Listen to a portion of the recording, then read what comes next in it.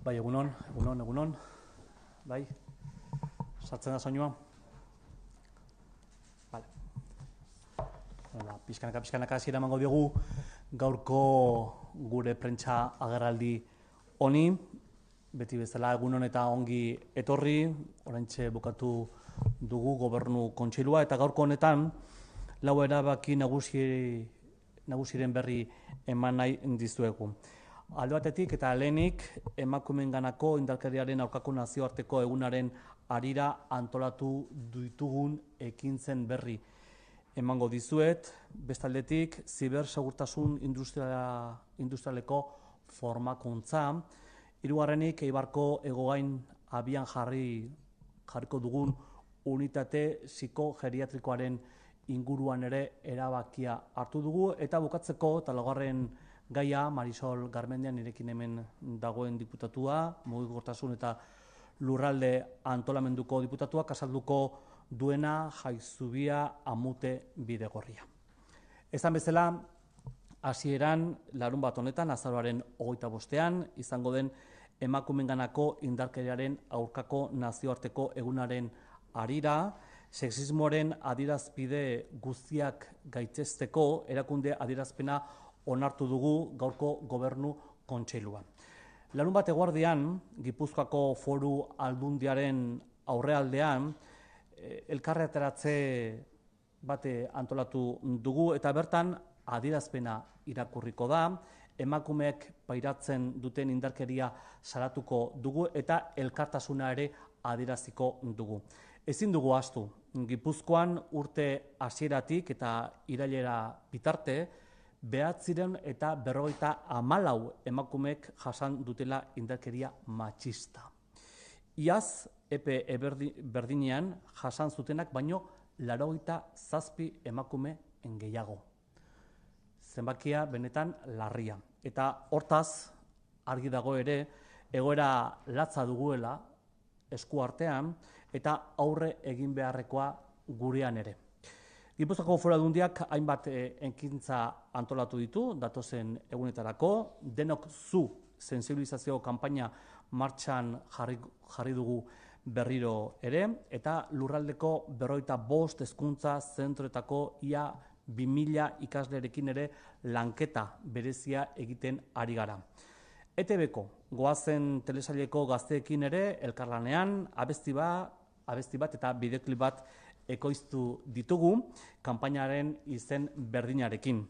Eta hori guztia aintzat hartuta, garbi dugu horrelako ekintzak ezinbestekoak direla antolatzea eta nola ez gure elkartasuna adierazteko dugun arazo larri honi aurre egiteko. Eta batik bat ere, datuak ondo aztertuta eta aintzat hartuta beraz azken datuak, lurraldeko gazten kontzientzia ere bereziki eragin nahi dugu.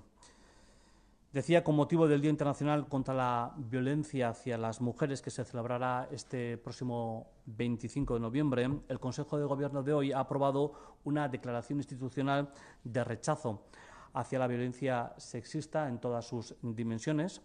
Si nos atenemos a los últimos datos, que se reflejan también en los estudios llevados a cabo, 954 mujeres han sido víctimas de la violencia machista en Guipúzcoa desde principios de año y hasta el mes de septiembre. 87 mujeres más que durante el mismo periodo del año pasado. Los últimos análisis además indican que cada vez son más las jóvenes, las personas involucradas en casos de violencia machista. En Euskadi, el 34,47% de las mujeres víctimas en el 2016 tenían menos de 30 años. Y en cuanto a los agresores, el 27% eran también menores de 30 años. Por tanto, teniendo en cuenta este tipo de datos que nos alarman, que nos indican que todavía tenemos muchísimo trabajo que desempeñar, y en torno a este día la Diputación Foral de Guipúzcoa ha organizado una serie de iniciativas. Entonces, empiezo a enumerar algunas de ellas. Este mismo sábado habrá una concentración frente a la Diputación Foral de Guipúzcoa para para, desde luego, condenar, mostrar nuestra repulsa y, como no, también mostrar nuestra solidaridad hacia todas las víctimas. Hemos puesto en marcha nuevamente la campaña de sensibilización Denok Zu, y la Diputación también está llevando a cabo un trabajo especial durante los últimos meses, desarrollando la campaña con casi 2.000 niños y niñas de 45 centros educativos del territorio. En colaboración con los más jóvenes de la serie de Goazen de ETV, se ha creado también una canción y un videoclip que lleva el mismo nombre de la campaña, con la que pretendemos concienciar a través de la música y de las redes sociales a las personas más jóvenes del territorio. Y también quisiera anunciar que la próxima semana vamos a presentar el nuevo protocolo institucional que da respuesta pública ante la violencia contra las mujeres de la Diputación Foral de Guipúzcoa, y además es un compromiso de todas las personas que componemos el Consejo de Gobierno Foral, y estaremos, como no, presentes también en la presentación, insisto, de este nuevo protocolo, que va a ser también ambicioso. Bigarren gaiari helduz, zibersegurtasun industrialeko formakuntza. Azken hilabetetan ugaritzen ari den zibererasoi aurre egiteko, digitalizazioak sortzen dituen arriskuei eta aukerei aurre egin ahal izateko profil profesionalak bermatzea du helburu. Enpresek premia hori helazten digute, behin eta berriro, antolatzen ditugun topaketa guztietan behin eta berriro aipatzen dute behar hori dutela.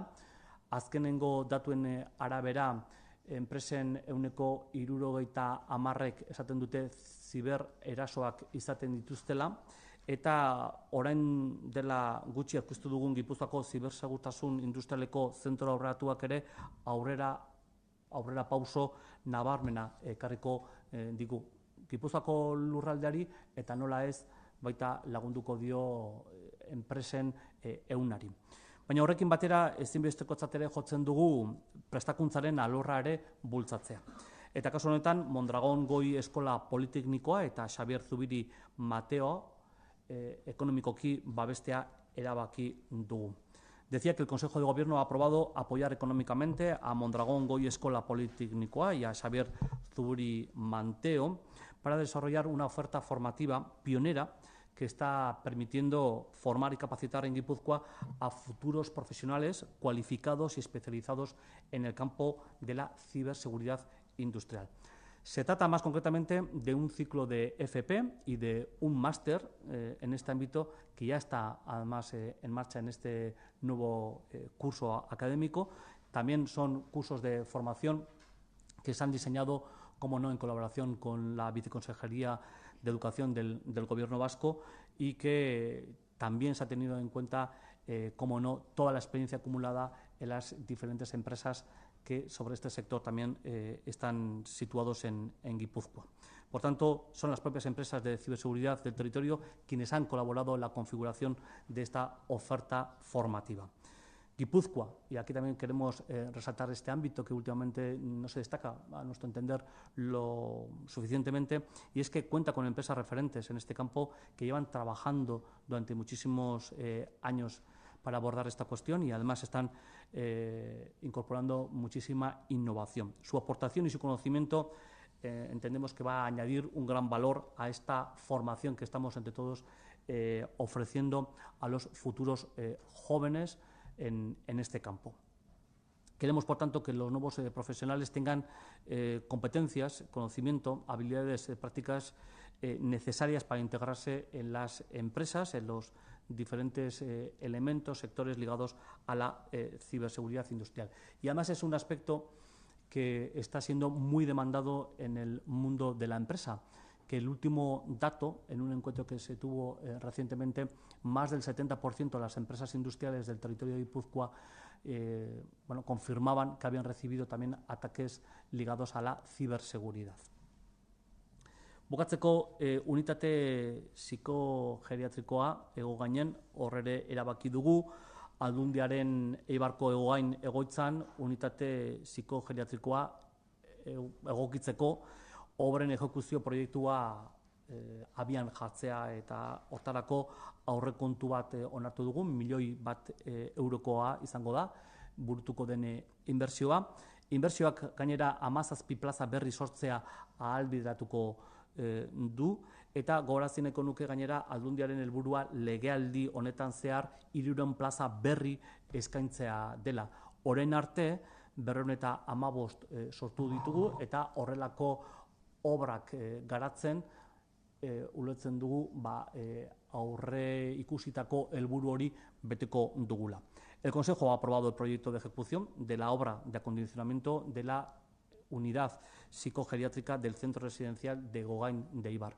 Es una inversión que vamos a llevar que ronda aproximadamente el 1 millón de euros. La Diputación ha detectado la necesidad de incrementar los recursos sociales en este centro y eso va a permitir crear 17 nuevas plazas de unidad psicogeriatría en Eibar, en este caso.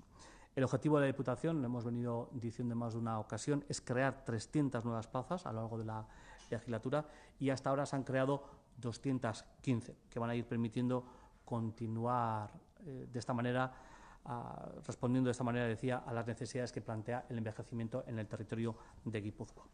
Eta negatik ezer gehiagorik ez, orain Marisol Garmendia, mugikortasun eta lurralde antolamenduko diputateori emango diote hitza, Jauzibia Amute inguruan erekiko den bidegorriaren berri emateko. Marisol.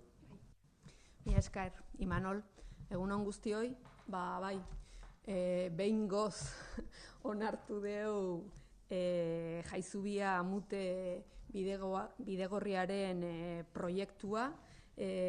Jakin badakizue proiektu hau ederbidea, proiektu mugaz gaindiko barruan dagoela, eta atzerapen desente darama, hori onartu beharra daukaguia urtebeteko atzerapenaz, azkenean tramitazioa uste baino konplexuago eta komplikatuagoa suertatu da, Kostaseko txostenaren zai genden, atzeratu egin da, eta iritsi da behingoz, eta gaur foru gobernu kontseiluak onartu du behin betiko proiektu hau. Kilometro terdiko bidegorria da, Jaizubia eta Amute, Bidasoako ospitaleko sarbide biribilgunearekin lotuko duen kilometro terdiko bidegorria, eta orain ja lizitazioa aterako dugu, alegazio guztiak erantzun ditugu, eta aurreikusten da eraikuntza lanak datorren urteko apirila inguruan hasiko direla, eta 6 hilabeteko epea izango dute. Zergaitik da garrantzitsua bidegorri hau? Besteak beste mugaz gaindiko proiektua delako, ederbidea izenekoa, eta 3 erakunde partekatzen ari deulako proiektu hau. Gipuzkoako Foru Aldundia, Nafarroako Gobernua eta Pirineo Atlantikoetako departamentuak. 3 artean egiten ari gara ederbidea proiektu hau, eta gure eginkizuna zati hau da.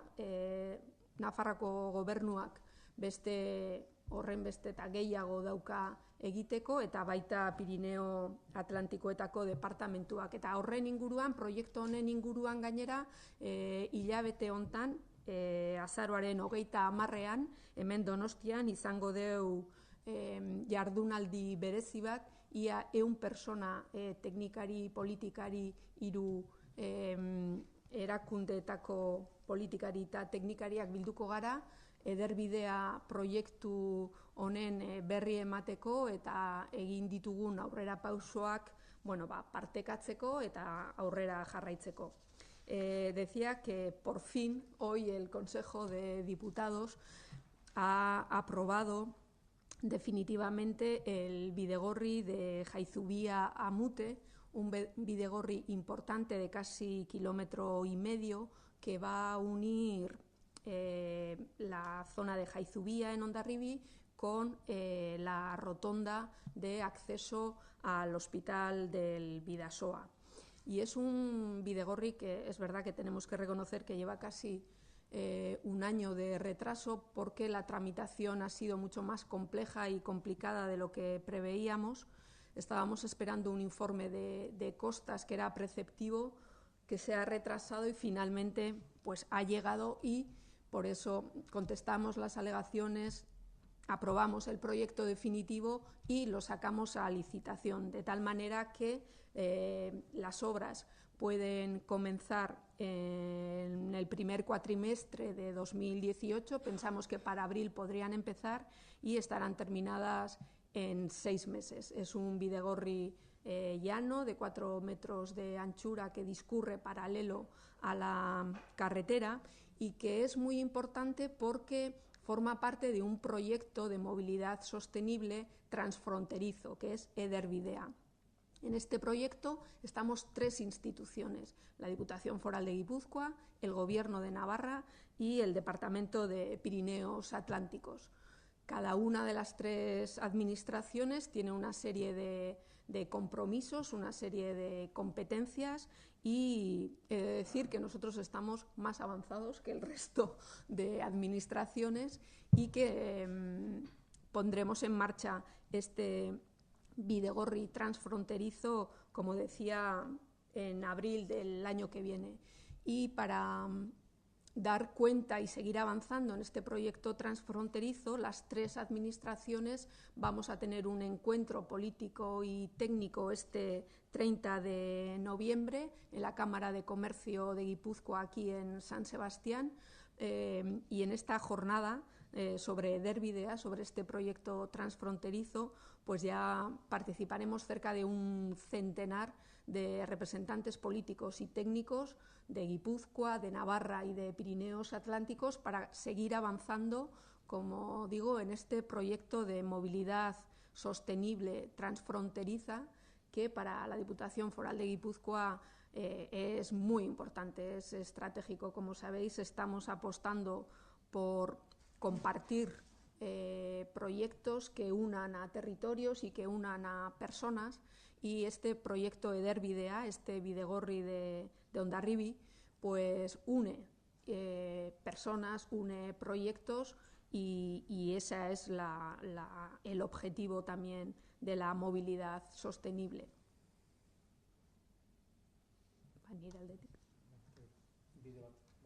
Bai, daukagu. Ikusteko nondik nora dijoan.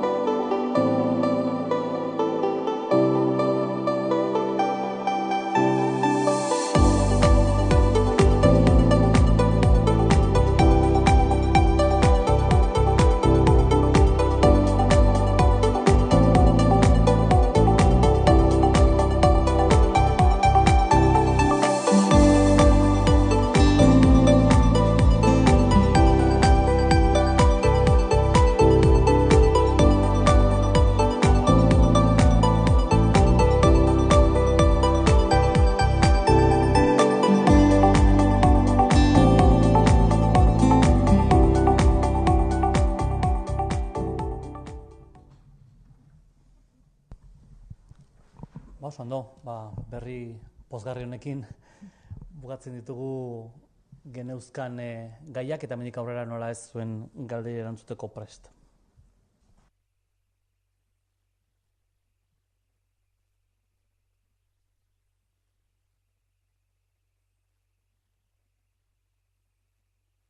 Segundoko buelta horretan, beti ere korte moduan, albaliz, euskaraz eta gazteleraz, ze erdigune izango duen, ze eduki izango duen, zein den mezua? Bueno, momentuetan ez daukat eskuragarri adierazpena. Bueno, guretzako espiritu nagusiena gure bakau, bai.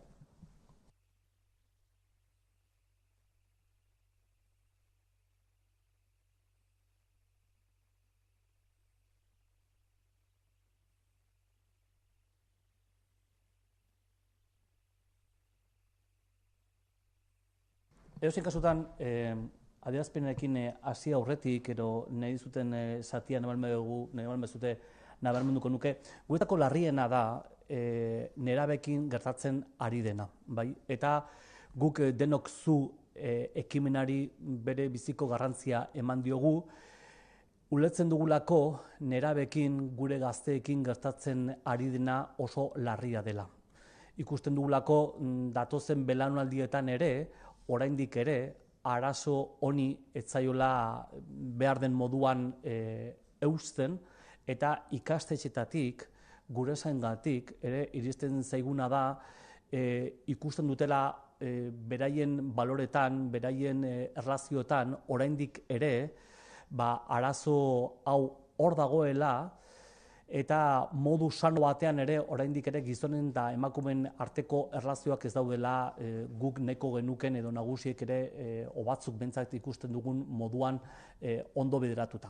Horregatik, tratu txarrak hasten dira beti erlazio batetatik, bai, gizonen eta emakumeen arteko desberdintasunak ere oraindik gure gizartean badaude, eta hoiei aurre egiteko egin beharrekoak bai lan esparruan, bai gure familietan, horren inguruan badaudela kanpaina batzuk, baino ez dutela kontu honetan eragin handirik oraindik ere neraben artean.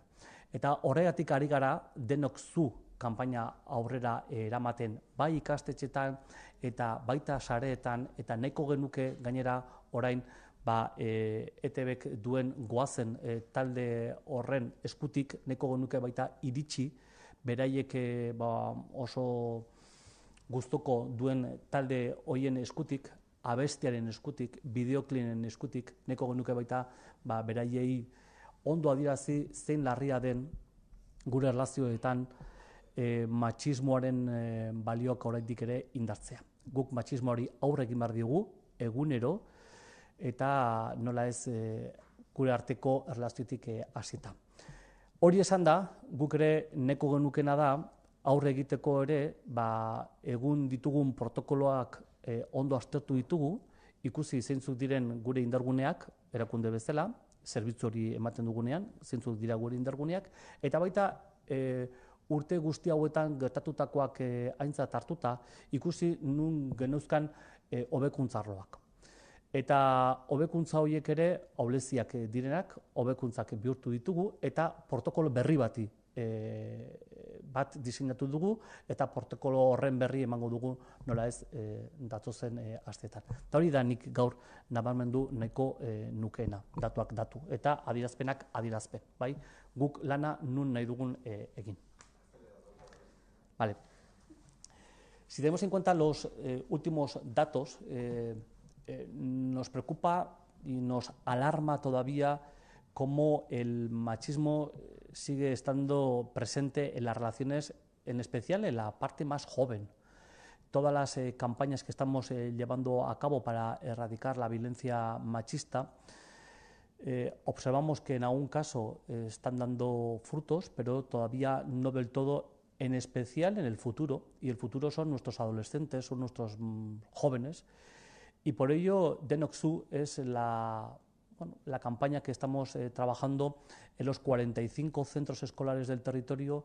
Hemos llegado a más de 2.000 adolescentes jóvenes, chicos y chicas, que lo que pretendemos que sean ellos en su relación diaria quienes se den cuenta, se percaten de la importancia de combatir el machismo en sus relaciones diarias.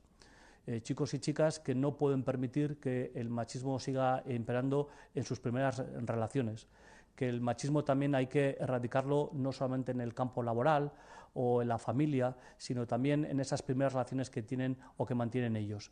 Y eso todavía nos demuestra, los datos nos demuestran que todavía tenemos muchísimo que hacer.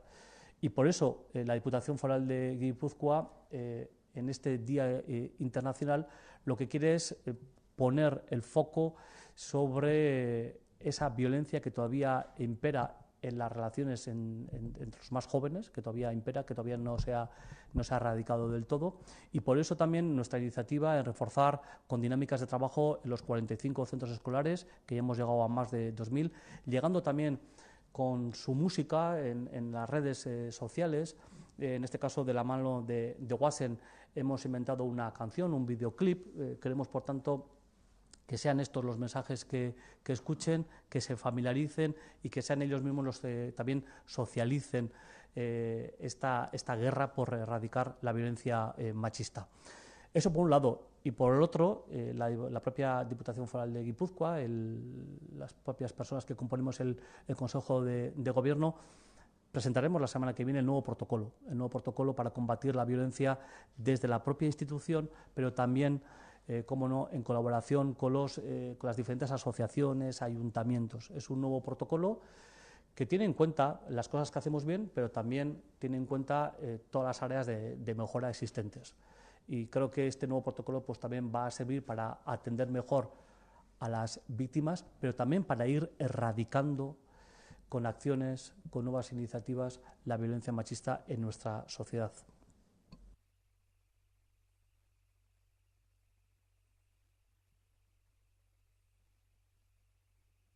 Reforma fiskalaren akordioa, futbolean esaten den bezala, minuto de juego y resultado, azken orduko hori badago, zertan da kontua, hau ere bi hizkuntzatan mesedez. Bueno, alde batetik ondo dakizue alderdi politikoen arteko eztabaida dela, bai, eta guk jakin badakigu alderdi politiko guztiek ari direla momentu hontan elkarrizketa prozesu batean, eta elkarrizketa prozesu horrek ere ekarriko duela nola ez emaitza bat.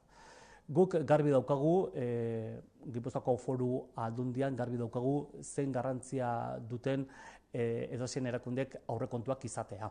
Bai? Eta denok garbi daukagu baita aurrekontu proiektu batek daukala alde batetik sarrerak, diru sarrerak, eta beste aldetik gastuak eta inbertsioak. Bueno, momentu honetan garbi dago Euskadik edo Eusko Jaurlaritzak aurrekontu bat izateko behar duela baita negoziaketa prozesu bat garatzea. Eta garatzea momentu honetan diru sarreren inguruan. Bueno, guk ere irekita nola ez, erakunde bezala, prozesu hori zer ematen duen ere aintzat hartuko dugu eta aldaketa bat egin behar baldin badugu ere aldatuko dugu. Oso garbi dugulako zen garrantzia duen Euskal Erkidegoko administrazio guztiek aurrekontuak izatea. Horrek ematen dio izugarrizko estabilidadea herriari, Euskadiri eta nola ez gure lurraldeko erakunde guztiei. Beraz, guk hori nahiko genuke. Eusko Jaurlaritzak ere bere aurrekontuak izatea, guk ere Eusko Jaurlaritzarekin lan egiten dugulako, eta gustatuko dut zaiguke Eusko Jaurlaritzak guk eta edozein udalek ere nola ez beraiekin ere guk ere lana egiteko aurrekontu on batzuk ere izatea. Beraz, jarraitu egingo dugu zer ematen duen aurrekontu negoziak eta prozesu berri honek, baina guk mesede egingo diogu, eta zerbait aldatu behar badugu aldatuko dugu, Euskadik ere bere aurrekontu proiektua izan dezan. Es un proceso negociador que se lleva en el marco de los partidos políticos. Nosotros, como institución, lo que haremos es seguir los acontecimientos. Entendemos muy importante que todas las administraciones vascas tengan presupuestos. Entonces, en este caso, si hay dificultades para que el propio Gobierno vasco o la Diputación Foral de Álava tengan sus presupuestos, y para ello es imprescindible también que participen nuevas fuerzas que indican, que reflejan que es necesario cambiar, en este caso, aspectos ligados a la fiscalidad, pues nosotros como institución lo que haremos es seguir, y desde luego entendemos que si tuviéramos que hacer algún cambio de nuestro propio proyecto, pues estaríamos dispuestos a analizar esos cambios, porque entendemos que hay una máxima, y es que todas las administraciones vascas, sean ayuntamientos, diputación o gobierno vasco, es necesario que tengan presupuestos. Desde ese punto de vista, abiertos a lo que dé de sí esa negociación política, pero insisto en que nosotros observamos muy positivamente que todas las administraciones vascas tengan su presupuesto. Eso da un marco de estabilidad, un marco para poder llevar correctamente no solamente los gastos, sino para poder hacer también frente a las inversiones, para modernizar el país, y para ello, en este momento de gran estabilidad en lo que es Euskadi, entendemos que es necesario que también el Gobierno vasco, que la Diputación de Álava tengan también su proyecto presupuestario. Por tanto, en la medida en que podamos ser facilitadores, lo seremos, estamos abiertos. Preguntar por el tema de las vacas de Verástegui. Sí, de qué manera se va a actuar, en fin, qué datos conocemos, no sé si hay algún proceso en marcha contra la explotación ganadera, contra el joven de 20 años que al parecer pues dejó esas vacas ahí durante 15 días. Bueno, muchísimas preguntas. Como bien sabéis, la Diputación activó el protocolo que se sigue en este tipo de casos, retirando por una parte el ganado muerto y alimentando y tratando al resto, a los que se encontraban vivos. Hemos venido comentando a lo largo de estos días que en principio existen indicios de abandono y de mala gestión, pero en ningún caso hay indicios de maltrato animal intencionado. Y eso, bueno, pues significa que a la hora de gestionar ese expediente, pues es de otra manera, ¿no? Cuando se abre un expediente se tiene en cuenta todo lo sucedido, y a partir de ahí será la propia elaboración del expediente, con toda la información que se recabe, lo que dará seguramente la sanción correspondiente. Será lo que nos indique, una vez hecho las investigaciones oportunas, lo que indique la ley, en función de si hay que poner o no una sanción. Nosotros no vamos a entrar en el trasfondo humano o personal que hay o que pueda haber detrás de esta desgracia. No nos toca estudiar los hechos. A nosotros lo que nos toca es analizar qué es lo que ha fallado exactamente, tomar las medidas oportunas y, en su caso, en la medida en que somos competentes también, abordar las sanciones que correspondan por el caso. Sí hay un primer análisis sobre el coste en pérdidas, que puede rondar aproximadamente los 90.000 euros. Eso también sí les podemos adelantar.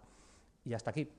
Es decir, euskeraz, bueno, guk Gipuzkoako Foru Aldundian jakin berri izan genuenean, automatikoki protokolo bat jarri genuen abian, eta protokolo horrek esaten duena da, lehenik eta behin, txalak ondo zaindu behar genituela, eta hala egin genuen, erretiratu egin genituen nola ez hildako txalak, eta momentu hortan ari garena da ondo aztertzen eskuartean dauzkagun datuekin, ikusten hor zer gertatu den, ezta?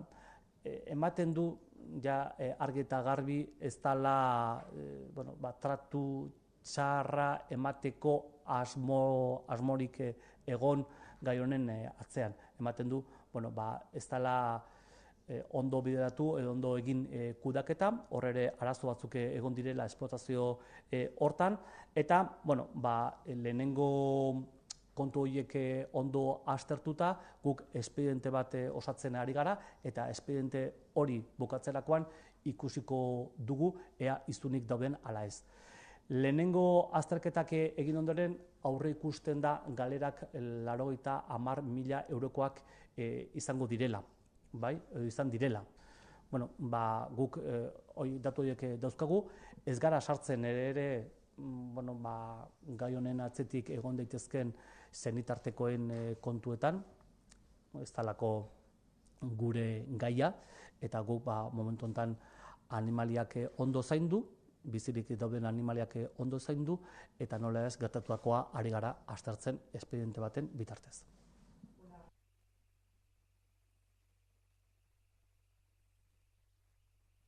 El PNV con el Partido Socialista, se va a buscar el apoyo de algún grupo, no sé si podemos tener una valoración de estos primeros contactos. Bueno, nosotros lo hemos venido diciendo, creo que el territorio de Guipúzcoa afronta el reto de configurar el futuro del territorio y para eso ya hemos puesto en marcha proyectos estratégicos, proyectos experimentales dentro de la nueva dinámica de trabajo que se llama Etorkizuna Eraikiz, y sobre eso queremos construir el futuro y además apostando por una nueva gobernanza colaborativa. En ese sentido, todas las opiniones, ideas y propuestas de todos los partidos políticos, de todos, sin ningún tipo de censura a nadie, vamos a escuchar y a recoger. Y nos gustaría que también la oposición se comportara de esa misma manera, ¿no? Creo que lo venimos diciendo, el futuro del territorio de Guipúzcoa lo hacemos entre todos y todas y por tanto observamos en algún caso con preocupación que alguien, a un partido político, tal y como ya ha avanzado, pues se niega a aportar ninguna idea ni ninguna propuesta y automáticamente se dirige a una enmienda a la totalidad. Perdóneme, pero es lo más fácil, ¿no? Una enmienda a la totalidad es lo más fácil. A nosotros nos gustaría, desde luego, y es ánimo de este gobierno, el compartir los acuerdos y también, si hay que pactar los desacuerdos, también, pero sobre todo trabajar en los acuerdos, ¿no? Y desde ese punto de vista, nosotros seguiremos trabajando con los 89 municipios del territorio de Guipúzcoa y con todos los partidos políticos para configurar los presupuestos que necesita el territorio de Guipúzcoa.